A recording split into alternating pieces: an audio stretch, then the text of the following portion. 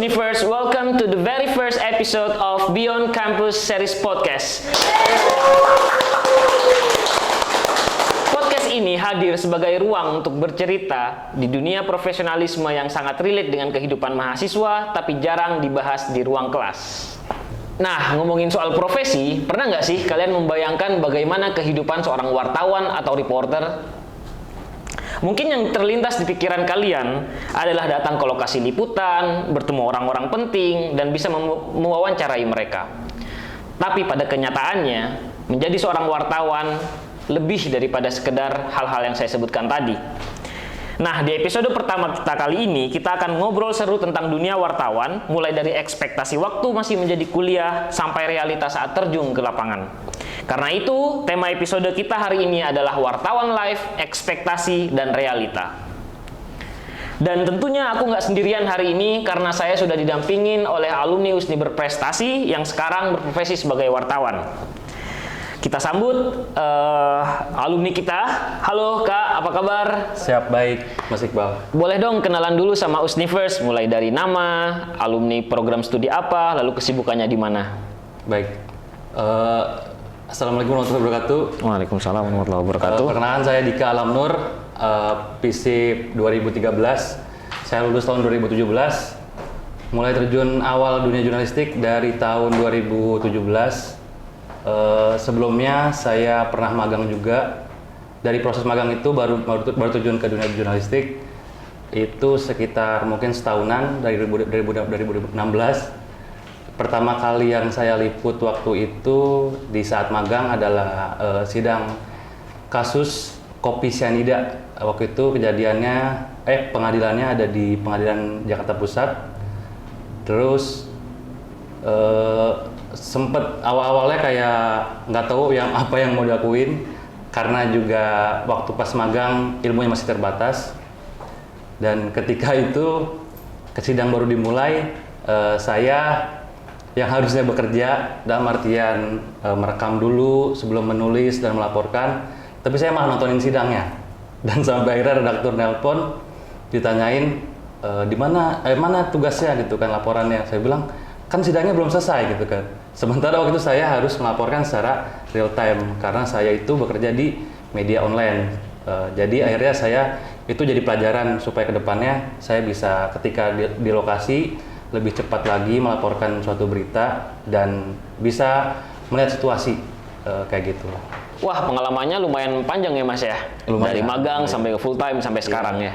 Iya. Coba kalau kita boleh flashback, kira-kira saat kuliah dulu pernah terpikirkan nggak sih Mas kalau di kemudian hari bakal jadi wartawan atau reporter?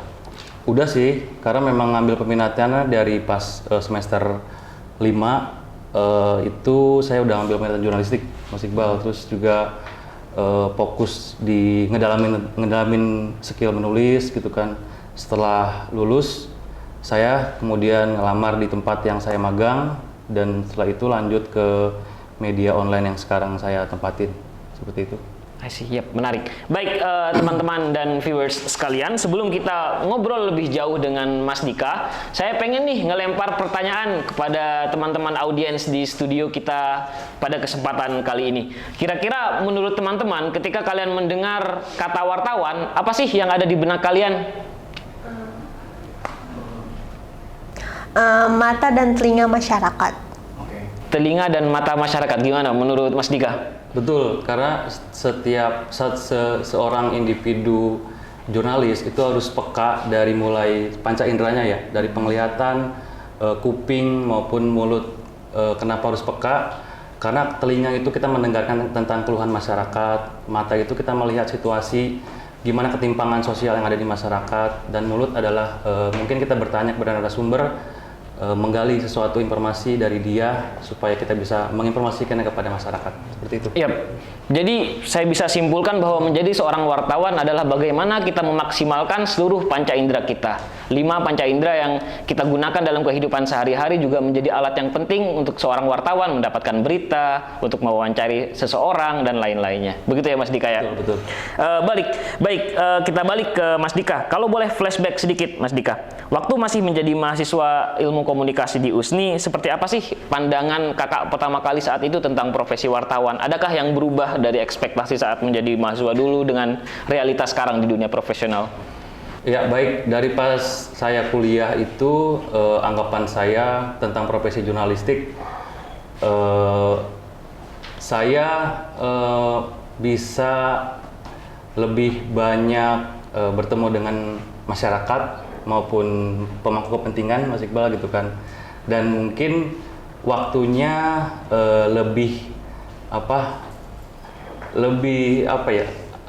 saya bukan banyak liburnya, cuman kayak Fleksibel gitu ya? Iya fleksibel gitu. Tapi ternyata pas sudah masuk ke dunia jurnalistik dan bekerja di sana gitu, lumayan padat gitu, Mas Iqbal. Sampai Sabtu Minggu, kadang saya juga harus bisa ke lapangan gitu kan, dan waktu untuk keluarga juga berkurang. Iya. Seperti itu, Mas Iqbal. Jadi memang setiap pekerjaan profesional ada risikonya masing-masing ya? Iya. Jadi begitu teman-teman mahasiswa dan audiens, jadi dalam dunia jurnalisme pasti ada yang dikorbankan, entah waktu, material, dan lain-lainnya. Untuk pertanyaan selanjutnya, Mas Dika, sebenarnya apa yang pertama kali membuat Mas Dika tertarik terhadap dunia jurnalistik, Mas Dika? Baik, jurnalis itu kan ada 4 pilar demokrasi ya. Setelah dari eksekutif, yudikatif, legislatif, dan pilar keempat kita itu adalah pers ya. Di dalam alam demokrasi kita gitu kan, pers itu sangat penting gitu kan. Dan fungsi media itu sendiri adalah edukasi, menghibur, kontrol sosial, dan bisa memberikan informasi gitu kan. Dan semua ini saya jalanin gitu Mas Iqbal gitu kan. Dan paling pentingnya lagi adalah mungkin 30% informasi yang ada di Republik ini kita tahu gitu kan, kita tahu lebih dulu gitu kan, dan kita bisa wawancara atau kita bisa bertemu langsung dengan para pejabat dari mulai tingkatan RT mungkin sampai RI 1 seperti itu. Nah, pertanyaan selanjutnya nih Mas Dika, menurut Mas Dika hal paling menarik dalam profesi ini apa sih sewaktu kuliah dulu? Baik, saya melihatnya yang paling menarik gitu ya, itu ada perubahan Mas Iqbal. Jadi kayak sesuatu yang kita liput, terus dapat respon dari pemerintah, gitu kan, dan pemerintah bergerak menindaklanjuti dari hasil liputan kita, dan ada perubahan di masyarakat. Seperti itu, Mas Iqbal. Jadi peran seorang wartawan di kehidupan masyarakat sebenarnya sangat vital ya Mas Dika, untuk perubahan sosial, dan juga bagaimana seorang reporter bisa menjadi penyambung lidah rakyat bahkan ya. Untuk pertanyaan selanjutnya Mas Dika, waktu pertama kali benar-benar masuk ke industri media, yaitu di jurnalistik, pengalaman awalnya seperti apa sih Kak? Apakah sesuai dengan ekspektasi atau first impression di pekerjaan ini jelek atau bagus? Gimana Kak? Pengalamannya ya lumayan banyak juga ya.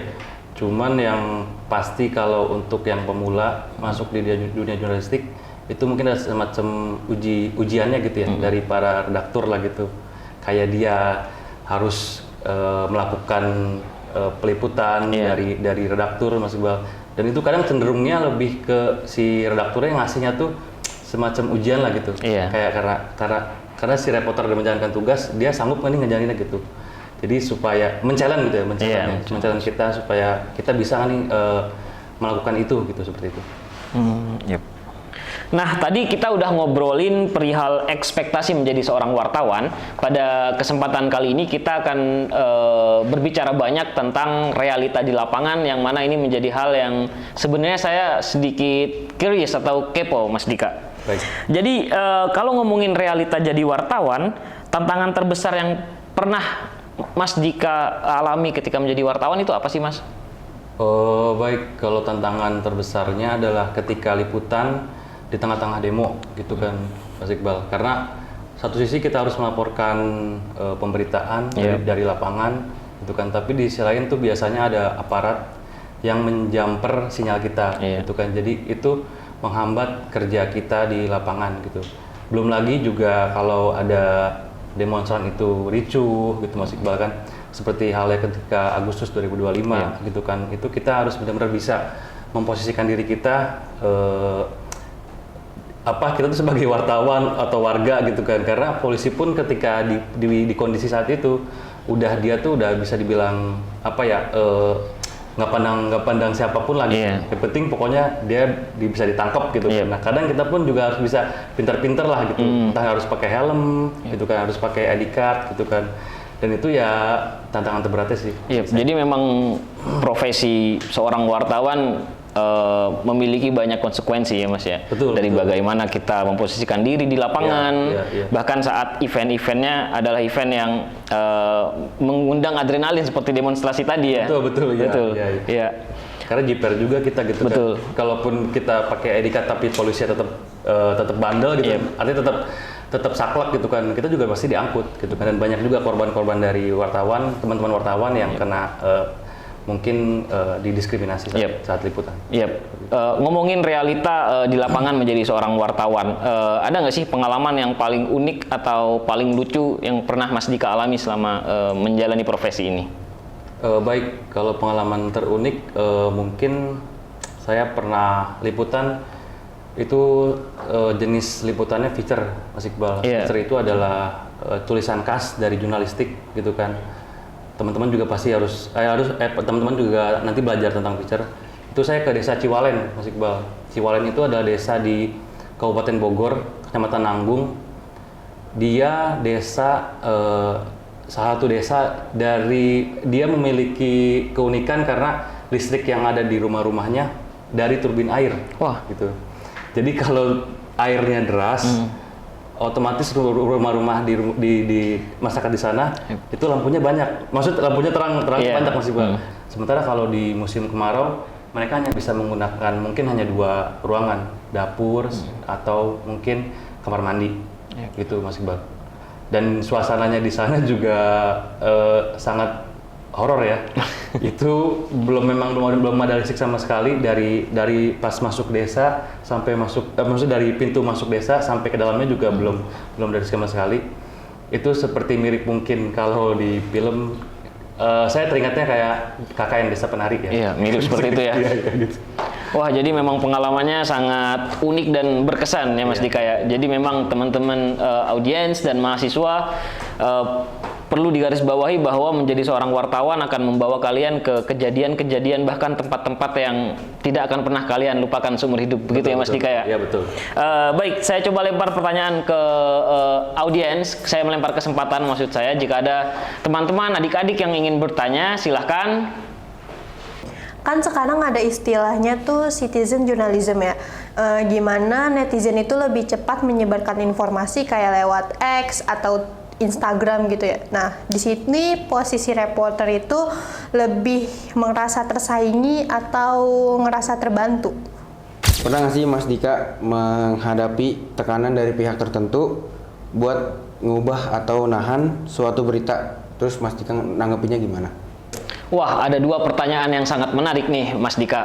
Yang pertama tentang bagaimana citizen journalism bekerja, lalu yang kedua tentang bagaimana seorang reporter memegang teguh prinsip integritas seperti itu ya, kira-kira ya Mas Dika ya. Kira-kira jawaban dari Mas Dika sebagai seorang wartawan bagaimana, Mas? Baik, saya menjawab pertanyaan pertama dulu ya, Mas Iqbal ya. Untuk yang pertama, sebetulnya citizen jurnalistik itu bukan kami anggap saingan, Mas Iqbal, tapi lebih ke mungkin membantu ya.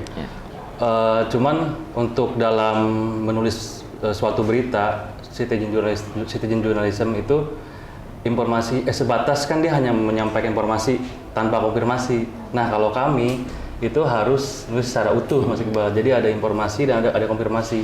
Karena kekhawatirannya adalah kalau kita nulis berita tanpa konfirmasi, nanti dianggap itu bisa jadi berita hoax, seperti itu. Untuk pertanyaan yang kedua, saya ingin menjawab ya, untuk apakah saya pernah mengalami tekanan dalam hal menulis berita, gitu kan, dan terus bagaimana cara ngatasinnya. Saya sendiri belum pernah untuk mendapat tekanan dari pihak tertentu.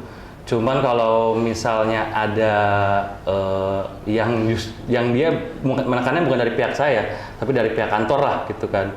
Nah, itu kantor pun juga pasti berpegang teguh pada kode etik lah gitu, dan saya juga berani gitu kan, tidak mengubah, tidak mengedit gitu kan, karena saya menyaksikan langsung atau saya liputan langsung ke lapangan dan saya bisa melaporkannya dan saya bisa bertanggung jawab atas pemberitaan yang saya tulis kayak gitu. Yap.